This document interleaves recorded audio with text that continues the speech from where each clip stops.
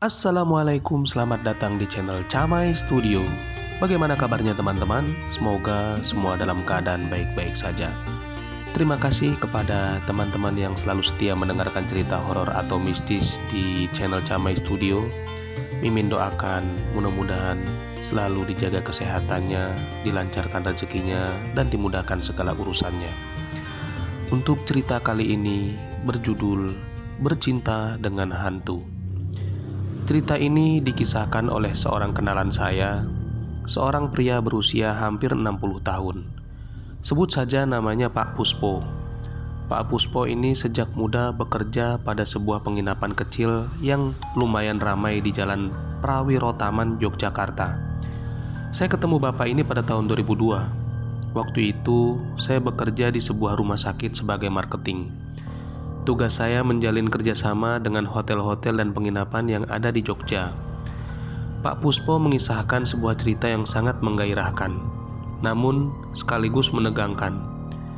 Kejadiannya pada akhir tahun 70-an atau awal 80-an dan terjadi beruntun selama beberapa hari. Waktu itu beliau selain bertugas sebagai resepsionis atau penerima tamu pada siang hari, juga sekaligus penjaga penginapan tersebut.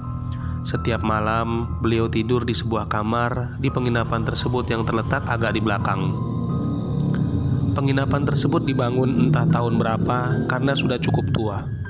Pada suatu malam, kira-kira jam 12:30, ketika badan sudah mulai letih, Pak Puspo beranjak ke kamar tidur untuk istirahat. Beliau merebahkan badannya yang penat ke atas kasur yang cukup empuk dan nyaman. Sebentar saja Pak Puspo sudah sangat mengantuk. Karena capeknya Pak Puspo tidak sempat menutup pintu yang setengah terbuka. Antara sadar dan tidak, Pak Puspo melihat sekelebat bayangan perempuan melalui celah pintu. Beliau ingat tamu perempuan yang menginap di sana berbadan agak gemuk, tapi yang dilihatnya perempuan yang tinggi, semampai, dan berambut sampai di atas pinggang. Agak kaget memang, tapi saya tidak terlalu menggubrisnya. Saya lanjutkan tidur saja. Pak Puspo bercerita penuh dengan semangat. Malam berikutnya, Pak Puspo tidur sekitar jam 12 malam. Karena temannya yang menggantikan jaga di meja resepsionis tidak terlalu repot, lagi-lagi pintu kamarnya dibiarkan setengah terbuka. Setelah beberapa waktu merebahkan diri, kembali ada bayangan perempuan seperti kemarin malam. Pak Puspo bertanya-tanya dalam hati, siapa sebenarnya bayangan itu? Namun Pak Puspo kembali tidak terlalu memusingkan diri. Beliau tertidur lelap sampai akhir terbangun karena merasa ada yang menyentuh kakinya. Dengan sambil tiduran, beliau membuka mata. Alangkah kagetnya, beliau saat itu melihat sesosok wanita yang sangat cantik dengan rambut tergerai duduk di sebelah kakinya. Wajahnya cantik sekali, Mas, tapi memang agak pucat. Baunya wangi sekali, tapi wanginya halus, gak menyengat. Beliau bercerita, wanita itu hanya tersenyum manis, kemudian pergi. Anehnya, saya gak merasa takut sama sekali. Beliau menambahkan, setelah itu akhirnya Pak Puspo tertidur lagi sampai pagi hari. Malam ketiga, Pak Puspo merasa penasaran dengan kejadian 2 malam berturut-turut itu. Beliau sengaja tidur agak awal. Sekitar jam 11 malam, beliau menunggu sesosok wanita itu, dan wanita itu datang lagi. 1 jam menunggu Pak Puspo agak mengantuk, akhirnya ia tertidur juga. Pada sekitar jam 1 malam, beliau dibangunkan oleh sentuhan lembut pada kaki. Pak Puspo bangun dan melihat sosok perempuan yang kemarin menghampirinya. Wanita itu tersenyum, kemudian dengan lembutnya memijit kaki saya, kata Pak Puspo. Lebih lanjut, beliau bercerita, agak lama juga dipijitnya, dan pijitannya enak sekali. Saya belum pernah dipijit seenak itu.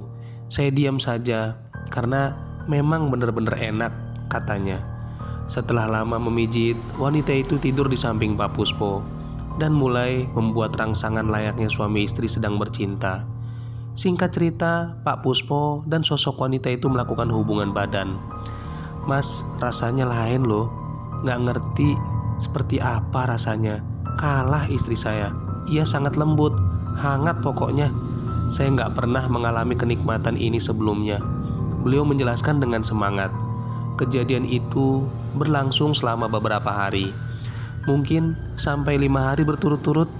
Pak Puspo sendiri juga lupa beberapa kali beliau tidur bersama sesosok wanita tersebut. Suatu malam setelah kejadian itu, Pak Puspo menanti-nantikan saat-saat indah berulang kembali. Namun apa yang terjadi? Waktu itu sekitar jam 1:30 malam, beliau terbangun dan mencium bau yang sangat anyir, sangat tidak enak, dan membuatnya mual. Beliau bangun dan bertanya-tanya, bau apakah itu? Namun belum sempat terjawab, datang sosok besar hitam berbulu dengan mata merah menyala, kukunya, tangannya panjang-panjang dan sangat menakutkan. Dia menunjuk ke arah saya, kata Pak Puspo.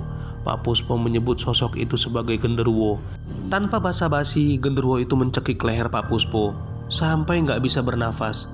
Beliau bergumul hebat dengan makhluk tersebut. Dengan spontan Pak Puspo berdoa memohon bantuan dari Yang Maha Kuasa. Akhirnya genderuwo tersebut melepaskan tangannya dari leher Pak Puspo. Dia mundur 1 langkah. Wajahnya masih menunjukkan marah. Beberapa detik kemudian, genderuwo tersebut pergi dan menghilang. Begitu juga dengan baunya. Pak Puspo terduduk lemas di lantai dan sebisa mungkin berdoa mengucapkan terima kasih kepada Tuhan karena telah mengusir makhluk itu. Dia berpikir, kenapa genderuwo itu tiba-tiba datang?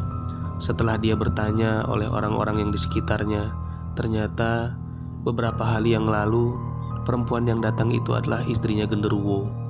Ia langsung bertobat. Dia berpikir, tapi enak juga ya. Dan saat itu dia berpikir kalau tidak ada pertolongan Tuhan, mungkin saya sudah nggak bisa bertemu Mas dan menceritakan kejadian ini, kata Pak Puspo. Pelajaran yang kita ambil dari cerita ini adalah jangan lupa kita sebelum tidur untuk berdoa agar tidak diganggu oleh dari makhluk yang tak kasat mata. Begitu juga bagi para yang jomblo, jangan mengharapkan cerita ini datang seperti Pak Puspo, khawatir yang datang nanti genderuwonya. Sekian dari kami, terima kasih kepada teman-teman yang selalu mendengarkan cerita ini sampai selesai. Jangan lupa yang baru bergabung, like, subscribe, dan share. Sekian, wassalamualaikum warahmatullahi wabarakatuh.